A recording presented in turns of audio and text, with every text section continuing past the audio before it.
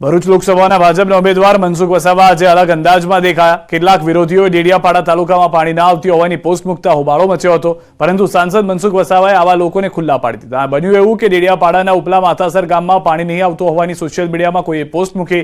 આ જોઈને મનસુખ વસાવા પહોંચી ગયા રિયાલિટી ચેક કરવા। તેઓ ખુદ માતાસર ગામે પહોંચ્યા અને કાર્યકર્તા અને સરપંચ સાથે સ્થળની મુલાકાત લીધી। ત્યાં જઈને જોયું તો પાણી આવી રહ્યું હતું। કેટલાક વિરોધી તત્વોએ ખોટી પોસ્ટ કરી નકારાત્મક માહોલ ઉભો કરીને બદનામ કરવાનું કામ કરતા હોવાનો વસાવાએ આક્ષેપ મૂક્યો। પાણી તો પહોંચી જ ગયું છે। આ ફક્ત ચૂંટણી પહેલા નકારાત્મક માહોલ ઉભો કરી કેટલાક લોકો છબી ખરાબ કરી રહ્યા છે। વસાવાએ જણાવ્યું કે ઉપલા માથાસરમાં 200 ઘરની વસ્તી હોવા છતાં 50 થી 60 હેન્ડપંપ અને બોર મોટરની સુવિધા છે।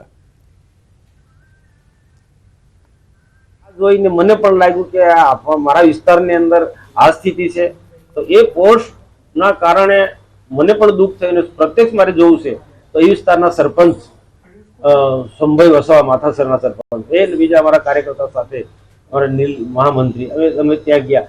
હકીકતમાં ત્યાં ગયા તો ખૂબ અમને સારું લાગ્યું કે ત્યાં 200 ઘરની વસ્તી છે। 200 ઘરની વસ્તી 50 થી 60 જેટલા બોર મોટર છે, હેન્ડપંપ છે।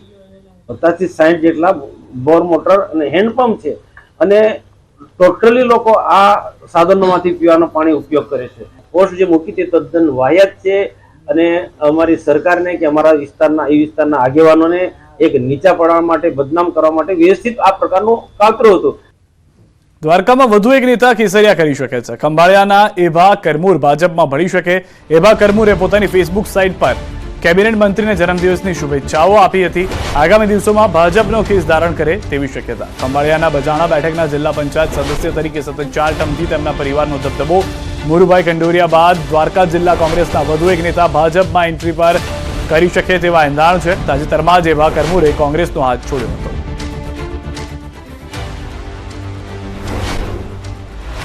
રાજકોટથી સમાચાર। આચારસંહિતા ભંગની ફરિયાદને પગલે તંત્ર હરકતમાં। ધારાસભ્યના એપાર્ટમેન્ટ બહારથી ભાજપના ઝંડા હટાવ્યા। ધારાસભ્ય ડોક્ટર દર્શિતા શાહના એપાર્ટમેન્ટ બહાર ઝંડા હટાવાયા। સી વિલેજ ટોલ ફ્રી નંબર પર ફરિયાદ મળતા કાર્યવાહી કરવામાં આવી છે।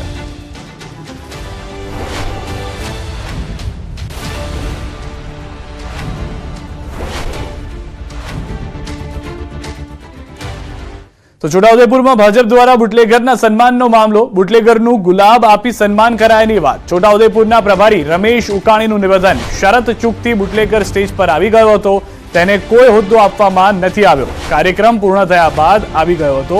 ભાજપને તેના સાથે કોઈ લેવા દેવા નથી।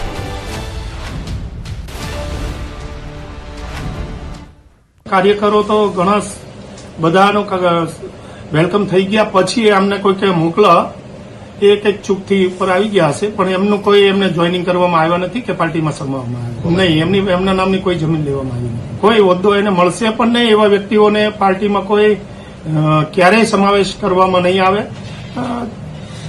કોઈની સાથે આવી ગયા હોય તો બની શકે કે એનો પર્સનલ પરિચય ન હોય અને ચાલુ કાર્યક્રમે કોઈ એમને રોકી ન શક્યા હોય, કાંઈ વાંધો નહીં।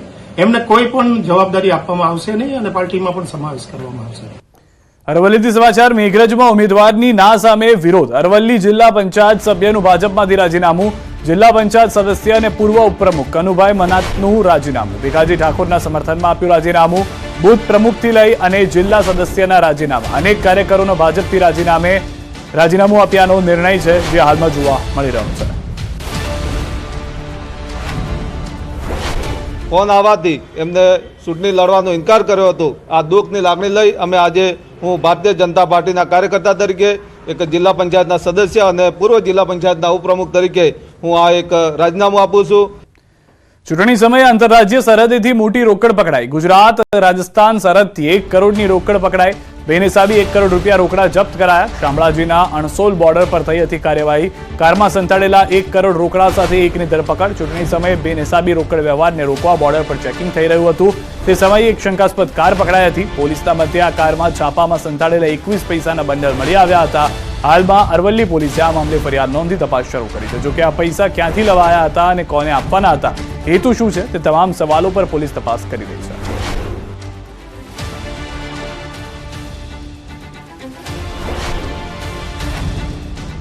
પોતાના અન્ય માણસો સાથે જેમાં વાહનનું ચેકિંગ ચાલુ હતું એ દરમિયાન એક 4 વ્હીલ ગાડી આવતા રૂટીન પ્રમાણે એમને ચેક કરવા માટે રોકતા ટોટલ 1 કરોડની કેશ મળેલ, સાથે એક મોબાઈલ ફોન જેની કિંમત 2000 ગણીએ અને ગાડીની કિંમત 2 લાખ, તો ટોટલ મળીને 1 કરોડ 2 લાખ અને 2000નો મુદ્દામાલ એ કોઈ આધાર પુરાવા એમણે રજૂ કર્યા નહીં અને એની ઉપર શંકા ગઈ અને એનો સોર્સ ક્યાં છે એ જણાવી શકેલ નહીં, એટલે કાયદેસર કાર્યવાહી કરી અને એને આપણે અટક કરેલા છે.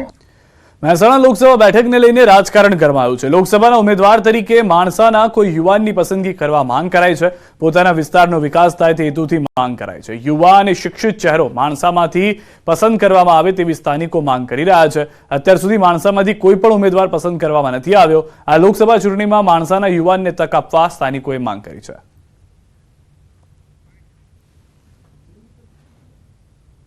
અત્યાર સુધી લોકસભામાં માણસાનો કોઈ પ્રોપર ઉમેદવાર મળ્યો નથી, ટિકિટ ઊભો રહ્યો નથી, તો કદાચ આ વખતે ઊભો રહે અને ટિકિટ મળે. અને સ્થાનિક તરીકે અમારી એવી માગણી છે કે લોકસભાની ચૂંટણી માટે કે અમારા માણસા નગરમાંથી કોઈ યુવા વર્ગને એની ટિકિટ મળે એવી અમારી માગણી છે, કે પછી કોઈ અન્ય ઘણી બધી કામગીરી માટે જો સારા વ્યક્તિને આ ટિકિટ મળે તો આ કામ કરી શકે. સ્થાનિક તરીકે એવી અમારી માગણી છે કે માણસા તાલુકામાં લોકસભામાં સારો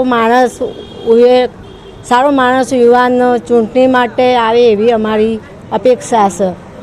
સારું કાર્ય કરે, સારું કામ કરે. આજ સુધીમાં જો અમે લોકસભાની અંદર સૌથી હાઈએસ્ટ લીડથી વોટિંગ કરી શકતા હોય તો અમારા માણસાને ચાન્સ મળવો જોઈએ.